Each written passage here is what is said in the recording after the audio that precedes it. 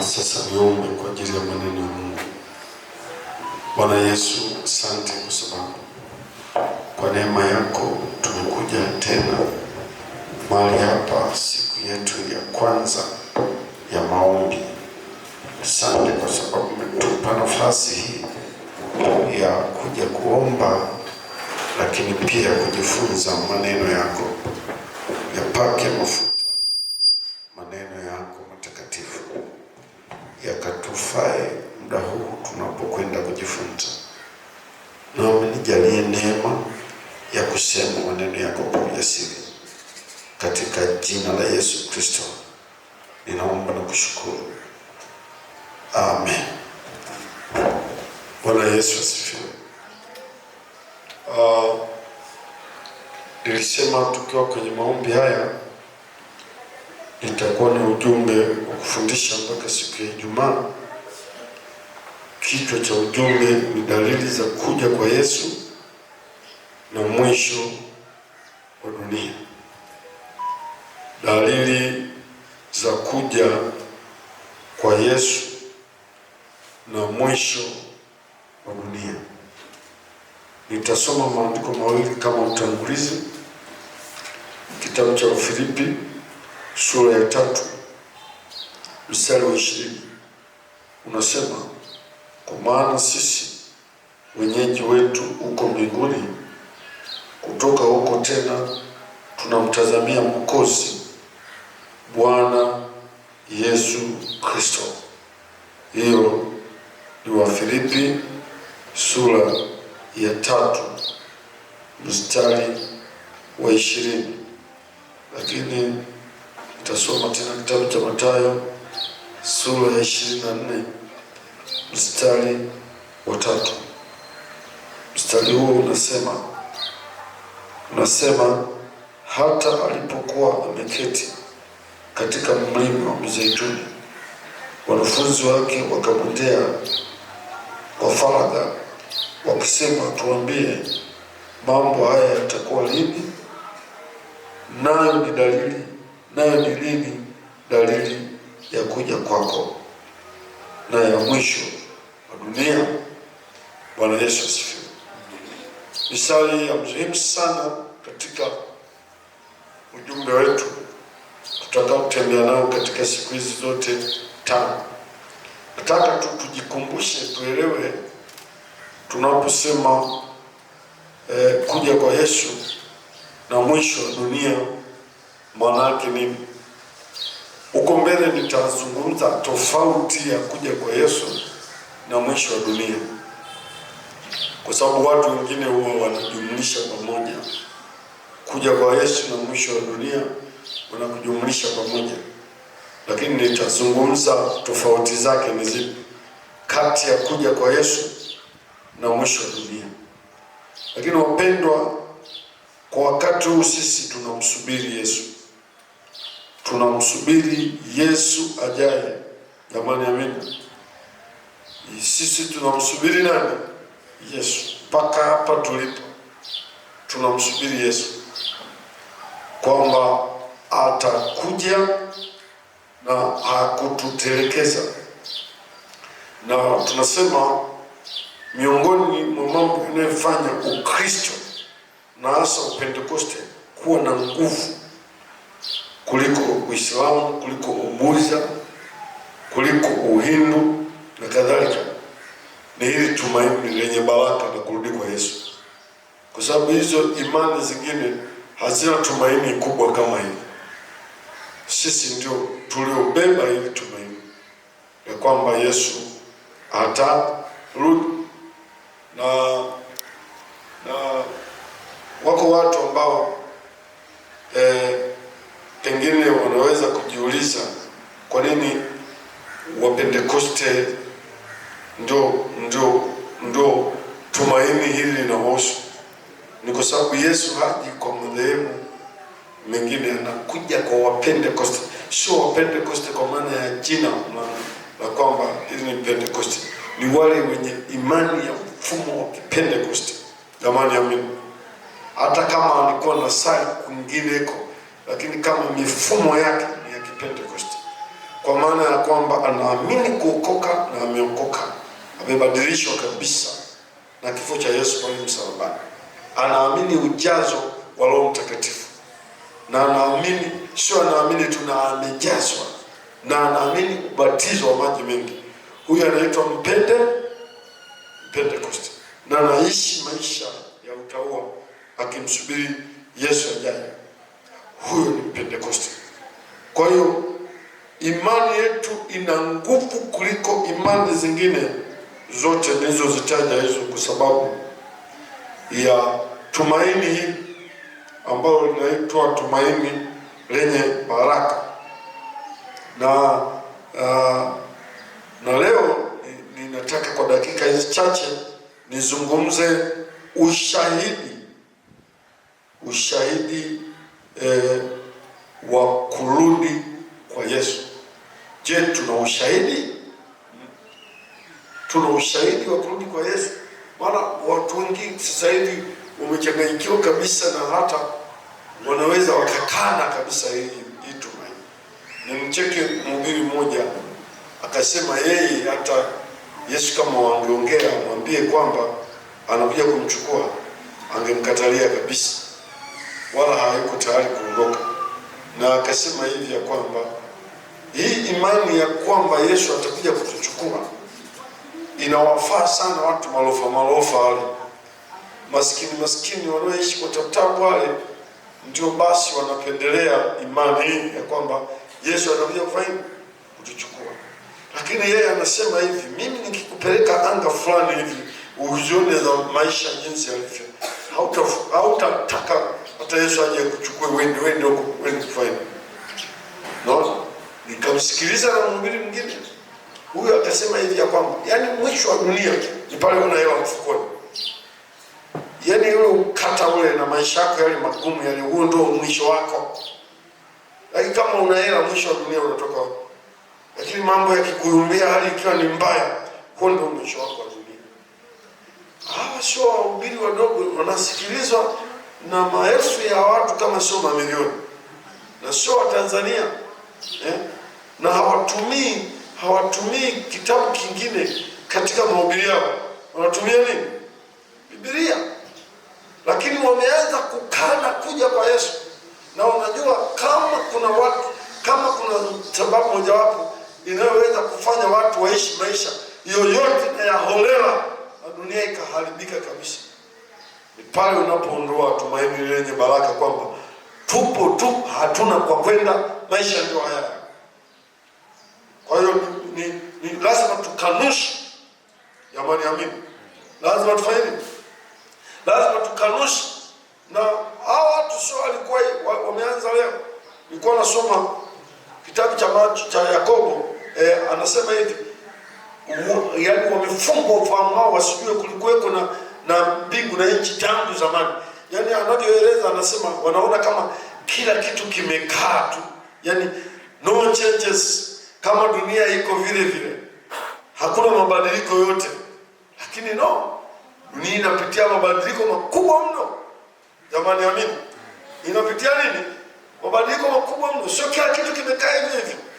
Haijakaa hivi. Tena ndani na nje ya kanisa haijakaa hivi.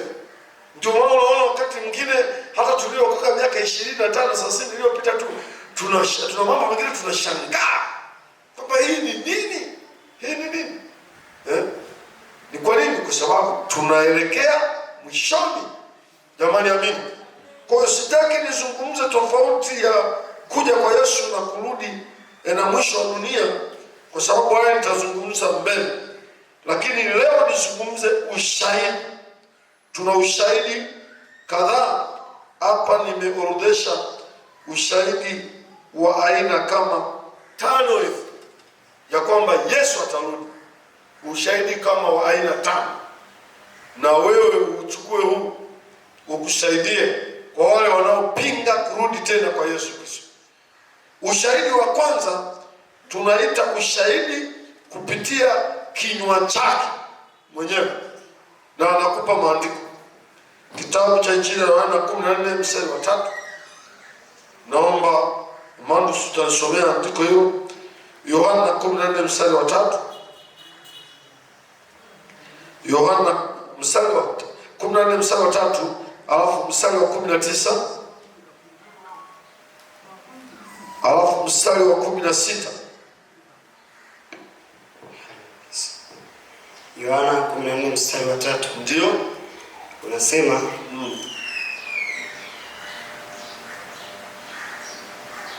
Basi mimi nikienda na kuandalia mahali, nitakuja tena niwakaribishe kwangu. Amen. Ili nilipo mimi nanyi muwepo. Yesu alisema akienda kuandaa mahali atafanya nini? Watu wa Mungu atafanya nini? Atakuja tena. Atakuja kufanya nini? Kutukaribisha, ili yeye alipo na sisi tuwepo. Mstari wa 19. Mstari wa 19. Bado kitambo kidogo na ulimwengu haunioni tena, bali ninyi mnaniona, na kwa sababu mimi ni hai, ninyi nanyi mtakuwa hai. Mstari wa 20. Siku ile ninyi mtatambua ya kuwa mimi ni ndani ya Baba yangu. Amen. Iko mistari mingi, nikupe mingine 16, 17, Injili ya Yohana hiyo 16, 17 na kadhalika. Yesu mwenyewe kwa kinywa chake anasema atarudi tena. Jamani, amini.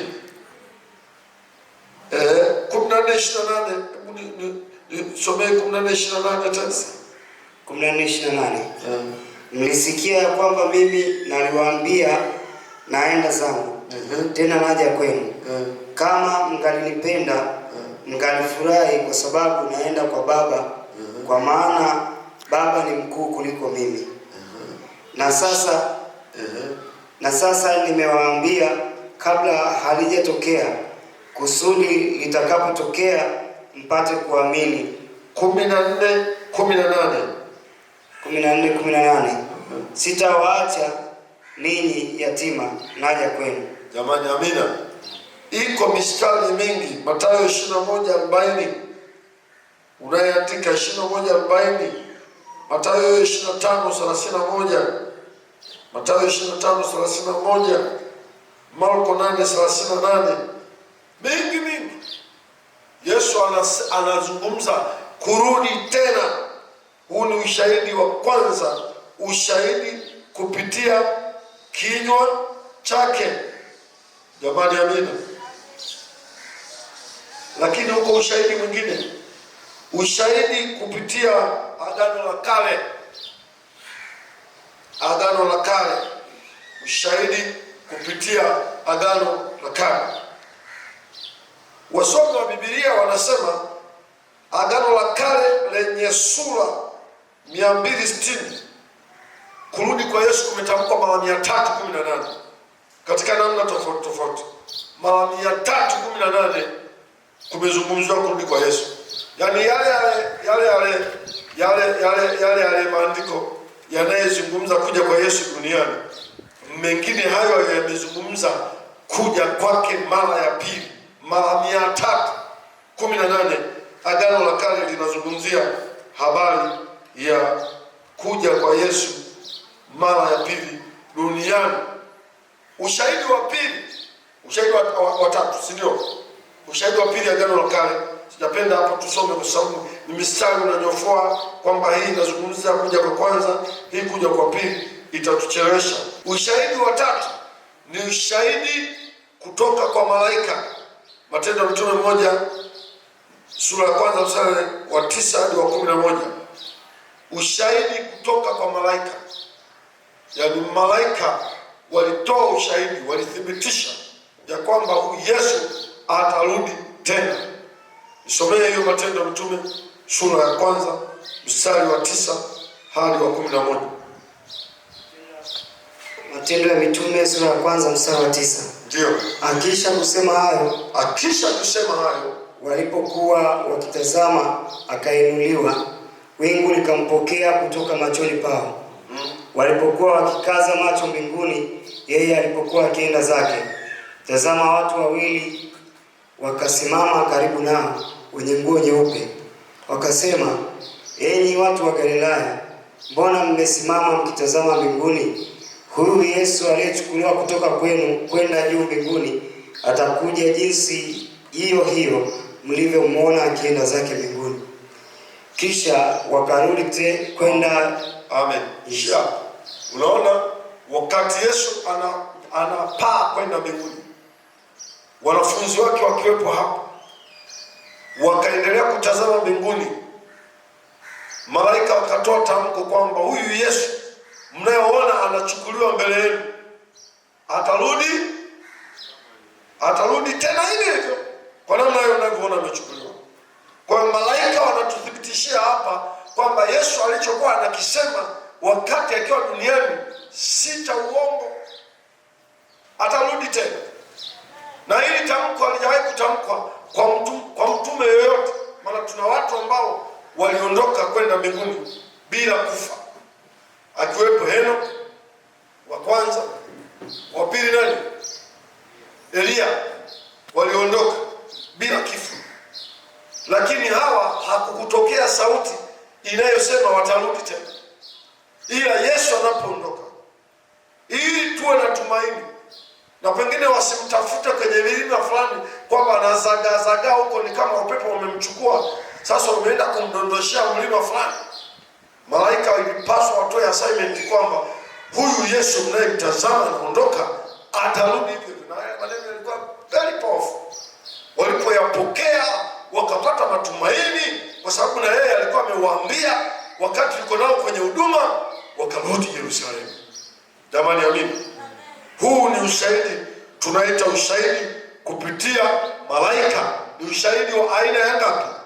Ya tatu.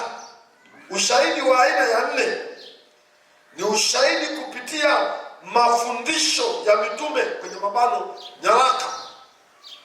Ushahidi kupitia mafundisho ya mitume kwenye mabano nyaraka. Nyaraka za mitume.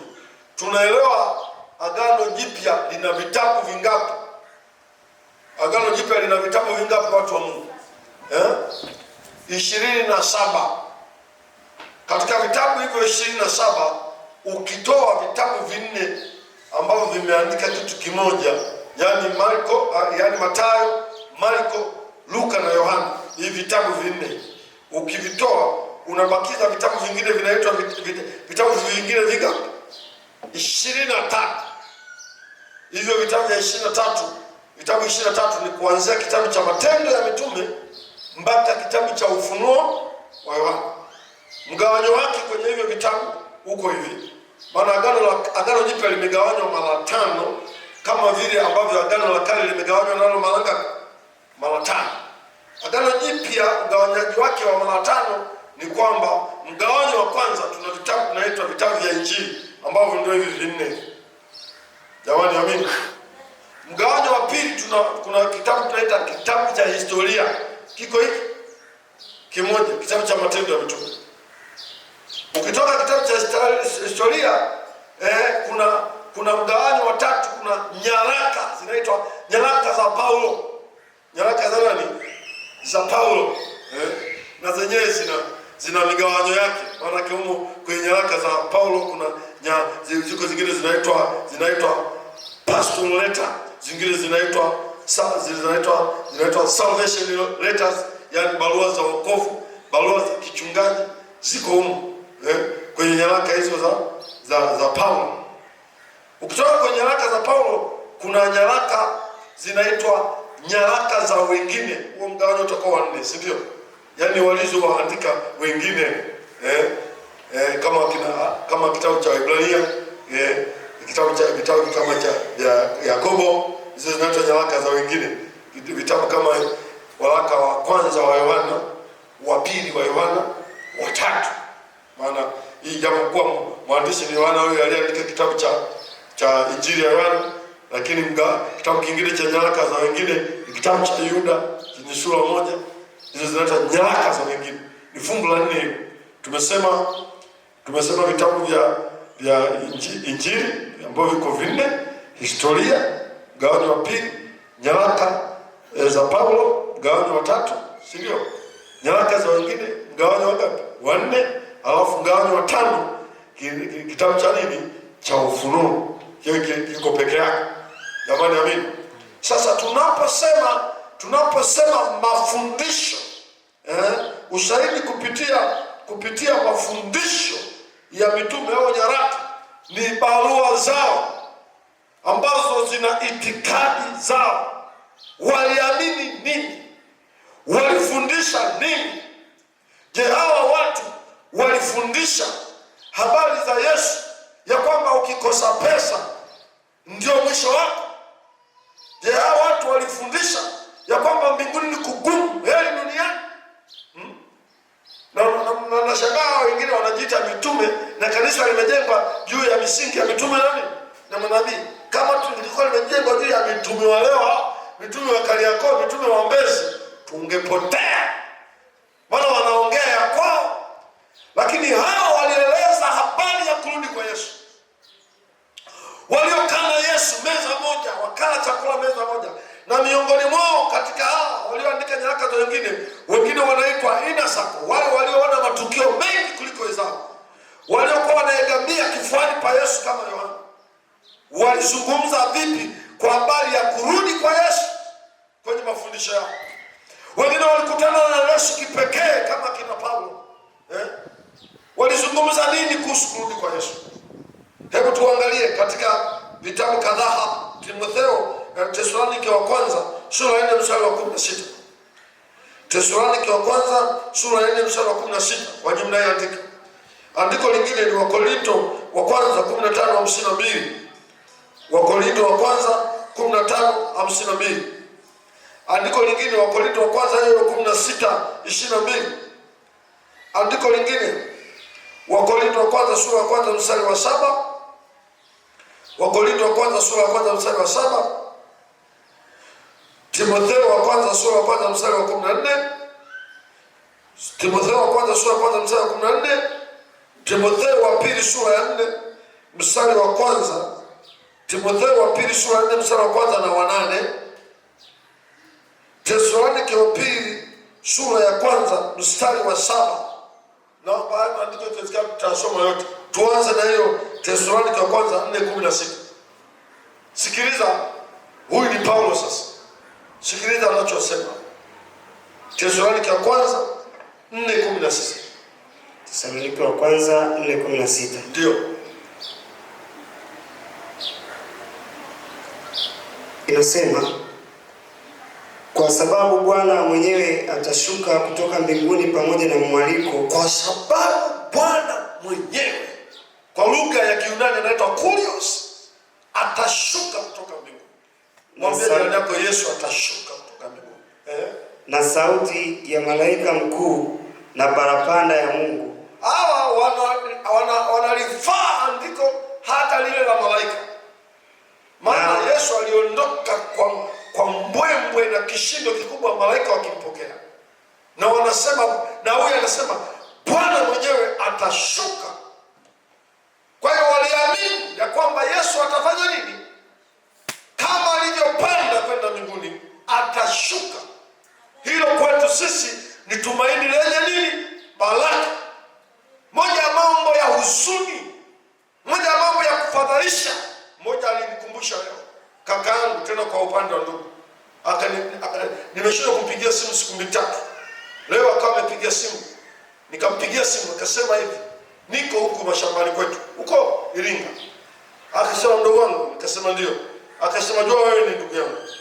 Akasema babako nipendana naye sana, yeye ni mtoto wa baba mwingine. Akasema ninapovuka Kikolongo hiki, akanitajia Kongo Sabina Zumu sikule kwetu.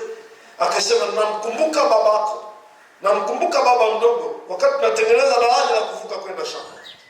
Akasema tena ni mchungaji huyu. Akasema mara nyingi nikipika eneo hili huwa kuna wakati macho yangu yanatoa nini? Machozi. Unaona anavyokuvutia hisia. Sasa mimi ndio mwenye babangu. Huwa kuna wakati macho yanatoa nini? Machozi. Unajua kwa nini? Ni kwa sababu alikwenda, arudi tena, anasubiri ufufuo. Lakini sisi tunayo habari njema. Na wengine waliowaamini waliondoka jumla. Na wengine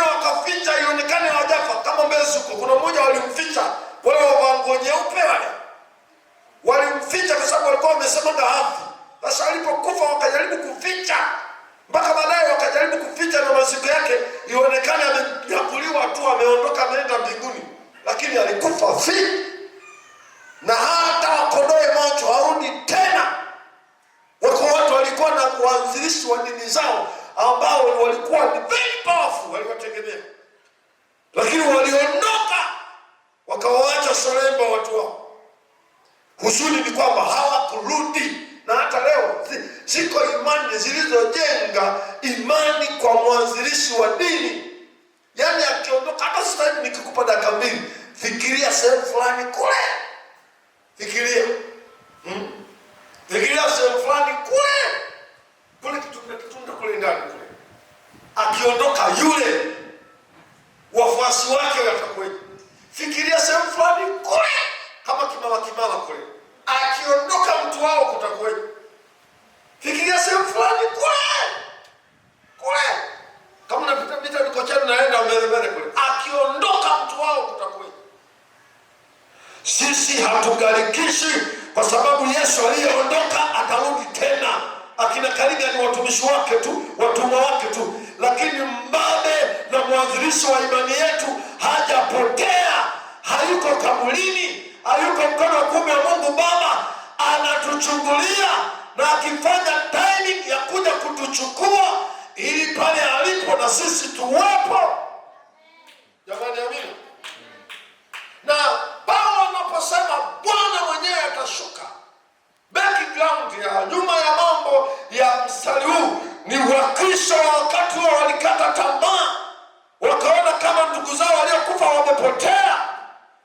Sasa Paulo anaanza na kuongea habari ya Yesu ambaye alifufuka. Maandiko yanatuambia ni limbuko lao waliolala, kwamba kama yeye alikufa akanyanyuka, na waliokufa katika yeye watanyanyuka tena.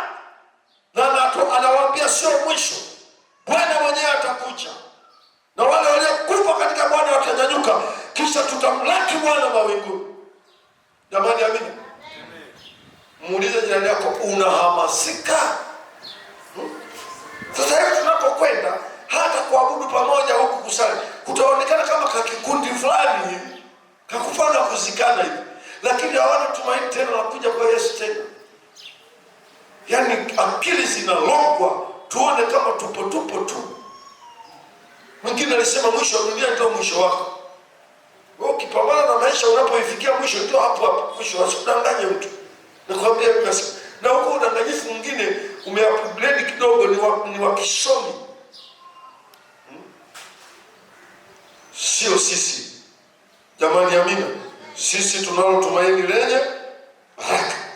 Kwa tunaona mitume wanafundisha kurudi kwa Yesu katika nyaraka zao. Wakorintho wa kwanza 15:52. 15:52.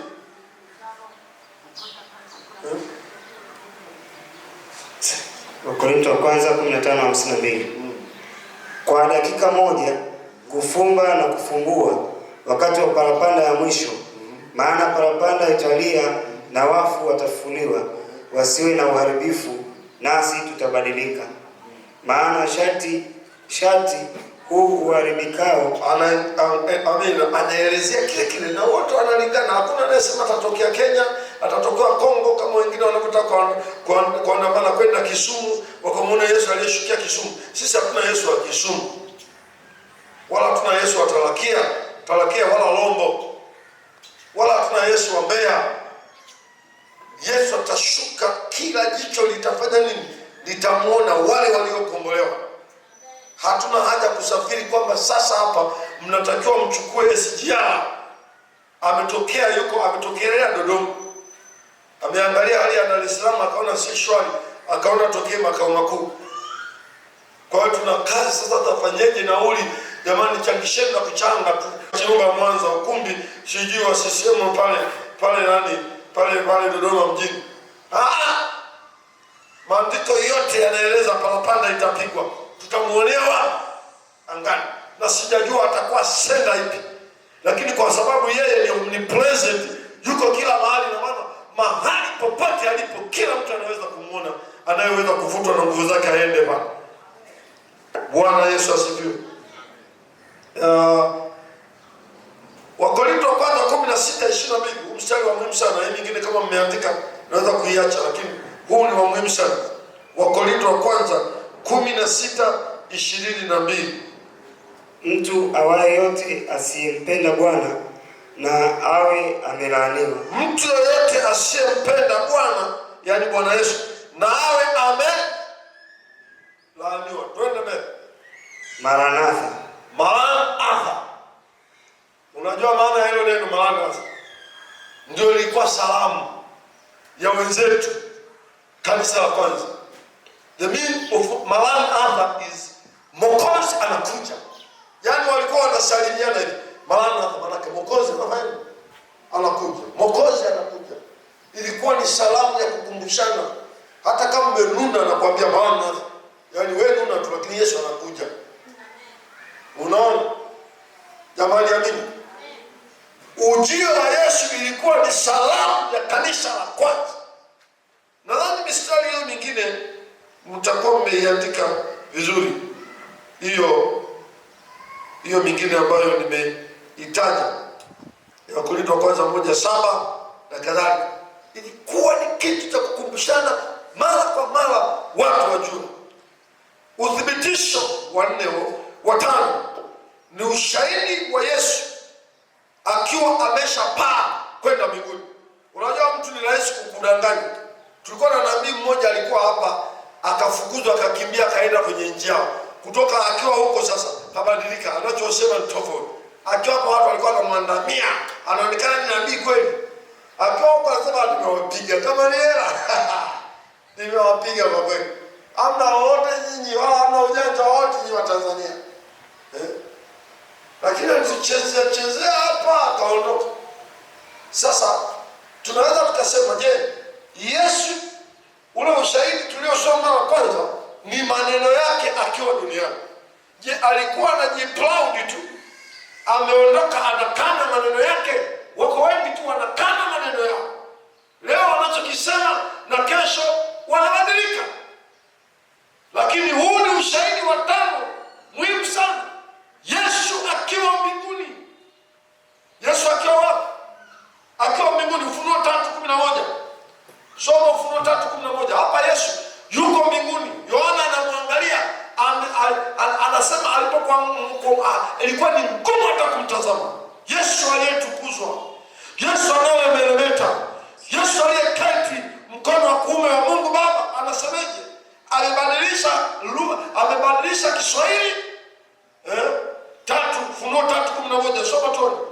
Inasema naja upesi. Anaambia naja upesi. Shika sana ulicho nacho, asije mtu akaitwaa taji. Yesu makofi mengi. Kauli yake haibadiliki. Unajua mimi ninasoma vitabu vingi. Kauli nyingi zinabadilika. Nimemwangalia, nimewasoma hata mafundisho yao.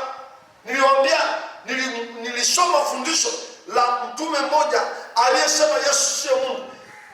Nikitoka juu kadri ninapoendelea kusikiliza au ninapoendelea kusoma, naona anabadilika. Anachokiongea kule na hapa tofauti, mara hapa anaongea hivi. Yesu sentensi zake zimenyoka. Hapa anasema naja upesi. Analiambia kanisa hili linapenda Laodikia. Naja upesi. Shika sana ulicho nacho.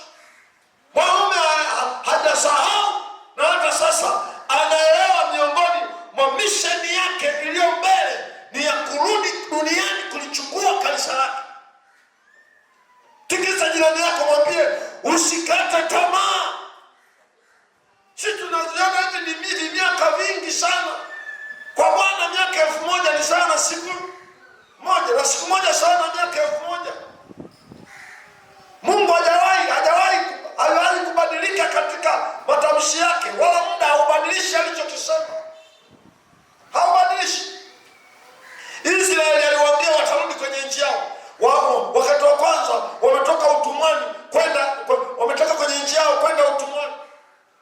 Kipindi cha kina Yeremia wameenda utumwani katika awamu 3. Wameenda utumwani mwaka wa mwisho, mwaka 586 wameenda utumwani. Mungu akawaambia watarudi. Walirudi hawajarudi. Miaka 70 imepita.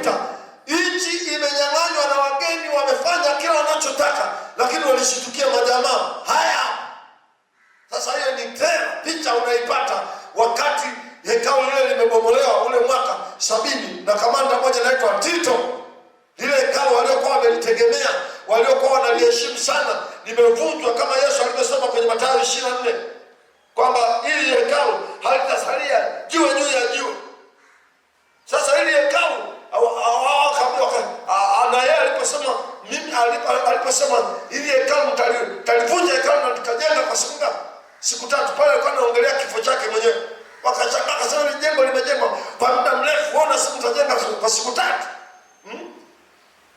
Lakini alipoambia hatasalia jiwe juu ya jiwe, Yerusalemu lile jengo likavunjwa. Wayahudi wakawa hawako kwenye nchi yao zaidi ya miaka 1700 na kitu. Wako wametawanyika duniani, hawako kwenye nchi yao. Lakini wamerudi hawajarudi. Kama Mungu alivyosema nitawakusanya, nitaiambia Kushi toa. Ingawa wahubiri hilo andiko wanalitumia kutafuta hela, kwamba Mungu ataweza kuambia mataifa wakupe hela. Kushi ni Ethiopia. Anaposema nitaiambia Kushi toa, yani watu wake watatoka Ethiopia watarudi. Na walianza kurudi kwenye historia, walirudi wengine kutoka Ethiopia. Walirudi. Mama mmoja alijifungua wakati anateremka kwenye ndege akaenda kujifungulia kwenye nchi yake. Kama Mungu ametunza maagano kwa miaka hiyo yote kwamba Israeli watakuwa kwenye nchi yao, sembuse na kurudi kwa Yesu. Ahadi za kuzaliwa kwa Yesu tu. Isaya anatabiri miaka 800 Bikira atachukua mimba. Ilipita miaka 800. Miaka 800 ni karne ngapi? Karne ngapi? 8. Yaani 100 inaondoka ya pili, 100 mpaka 800. Lakini neno limeandikwa Bikira atachukua mimba. Alichukua kuchukua. Mungu wetu ni mwaminifu mno kwa kile alichokisema. Kwa hiyo lazima tuamini maneno ya Mungu yanachosema. Ufunuo 22 mstari wa 7. Ufunuo 22 mstari wa 7. Anasema 22 mstari wa 7, mnayeandika 22 mstari wa 12, 22 mstari wa 20. 22 mstari wa 7. Na tazama naja upesi. Heri yeye ashikaye maneno ya unabii. Huyo ndiye Yesu. 22 mstari wa 12. Mstari wa 12. Tazama naja upesi na ujira wangu u pamoja nawe. Naja upesi na ujira wangu uko pamoja nawe. 22 20. Yeye mwenye kuyashuhudia haya asema, naam naja upesi. Amina na uje Bwana Yesu. Muulize jirani yako, bado una shaka? Huo ni ushahidi wa Yesu mwenyewe. Maneno haya anampa Yohana akiwa kwenye kisiwa cha Patmo, lakini yeye ameshatukuzwa yuko mbinguni. Yale aliyesema akiwa duniani kabla hajanyakuliwa, anasemea akiwa huko mbinguni. Naja upesi. Maana kuna wakati mwingine unaweza kusema nakuja ili wachomoke watu kiurahisi. Ukiwaambia sitakuja, unaona watakata tamaa. Mshana tatizo nakuja, kumbe unasema hapa msirudi tena. Nakuja hata tukitoka kuhubiri sehemu wanatuambia jamani mnasemaje? Aje tena asije. Aje. Lakini wewe unaangalia accommodation yao unasema hawa nikichomoka hapa sirudi. Umesikia walivyozungumza, sema amen. Sasa inaanza kibebe. Watu tumekupangia ule tarehe fulani naambia. Nashukuru sana na mambo mengi, hiyo tarehe imejaa na tarehe fulani imejaa. Lakini kuna wakati tunakuwa tumeona makusudi yao jinsi walivyokushurubu bila hata sababu. Kuna sehemu nyingine watu tunakorofishwa. Msifikiri watu korofishwa, wahubiri msije mkafikiri wote ni wakorofi. Kuna wakati mwingine wakorofi kwa kukorofishwa. Na unaona kabisa hawa watu hawana nidhamu, wanaona kama uhubiri ni kitu kidogo sana. Bora tumia nguvu, umeacha kanisani kwako umetoka, afu wenyewe wanakuchukulia poa. Basi mmoja alinipigia simu akasema, "Wewe nilikukosea nini?" Na hasa hatuzungumzii mambo ya financial, hatuzungumzii mambo ya fedha, mambo ya kutengeneza mazingira ili huduma yako ufanye salama kwenye eneo husika. Unakuta umetumia nguvu nyingi kwenda, lakini unakuta mazingira hayakuandaliwa kwamba kuna mtu anakuja. Sasa unaona hapa napoteza mwenyewe unamuona yupo tu, pengine hayuko care. Au ulishakwenda sehemu nyingine ndio kwenda kuhubiri. Tumemaliza kuhubiri tu wameokoka watu wengi. Kesho yake kiongozi wa ile kanisa akaenda milimani kwenda kulima mashamba yake. hakufuatilia mwongozo hata mmoja. Kupigia simu waliopo wanasema kwani yupo? Hayupo, huyo anafanyaga hivi hivi. Sasa wewe kesho akikwambia njoo ubiri unakwenda tena. Lakini mfano wangu nasemaje? Yesu aliposema nitarudi tena kwa duniani, unaweza kusema alisemea ili atutie moyo tusifadhaike wakati anaondoka. Kwa sifadhaike wanafunzi wakati anaondoka, lakini anasemea akiwa mbinguni kwamba ile kauli yangu nipo kwa duniani niliyowaambia nitakuja tena, nairudia tena, naja upesi. Leo naomba tuishie hapo. Kesho tutaangalia aina 3 za kuja kwake. Kuna watu wengine hawajui kuja kwa Yesu kukoje, lakini nitafundisha aina 3 za kuja kwa Yesu. Na kuna wengine watazikosa zote.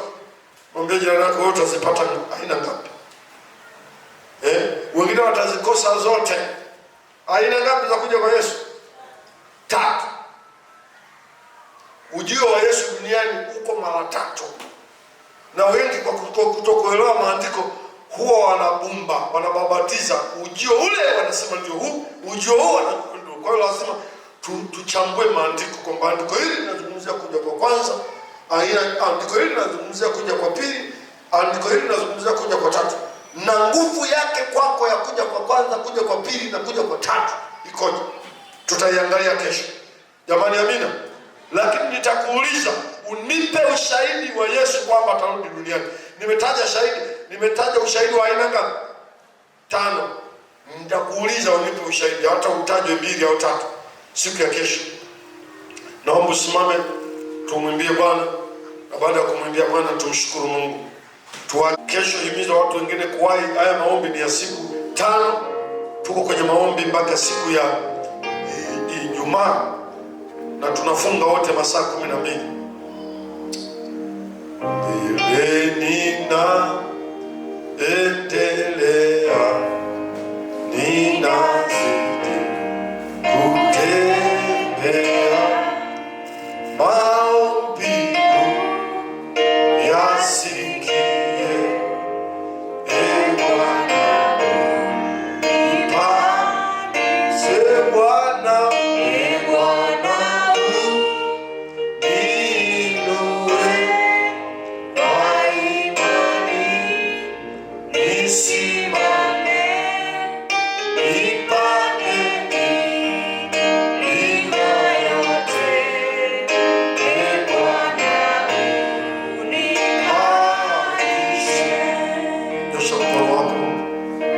nipandishe, Bwana Yesu, na kutazamia kuja kwako.